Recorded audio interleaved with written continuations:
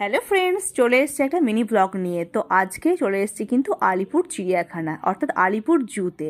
মা আর আমি এই যে চলে এসেছি বাঘ দেখতে। আর বাঘটা একদম খাঁচার ভেতর থেকে হাম হাম করছে। সত্যি কথা বলতে বাঘগুলো যা চেহারা দেখে কিন্তু ভয়ই পেয়ে যাচ্ছিলাম। আর এই দেখো বাঘমশাই এখন বেশ মনের সুখে আনন্দ চারিদিকে ঘুরে ঘুরে বেড়াচ্ছে। আর যত মানুষ চারিপাশে গোল রাউন্ড করে কিন্তু দেখছে এই বাঘটাকে। আর বাঘটার কাছে কেউ গেলেই কিন্তু একদম চপ করে ধরবে আর খাবে। তো যাই হোক, এখানে কিন্তু প্রচুর ধরনের পাখি আছে। আর শীতকালে কিন্তু চিড়িয়াখানা আসলে ভীষণ কিন্তু এনজয় করতে পারবে। আর হাতিমশাই দেখো ঘুরে ঘুরে বেশ ঘুরে ঘুরে বেড়াচ্ছে আর মানুষকে কিন্তু খুব আনন্দ দিচ্ছে। তবে হ্যাঁ, হাতিমশাই কিন্তু বেশ সুর তুলে তুলে কিন্তু নাচ করছিল।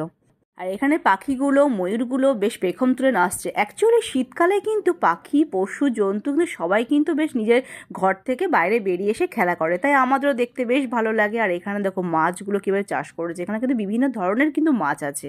ফাইনালি ঘোরা হয়ে গেল, এখন মতো টাটা বাই, সবাই ভালো থেকো।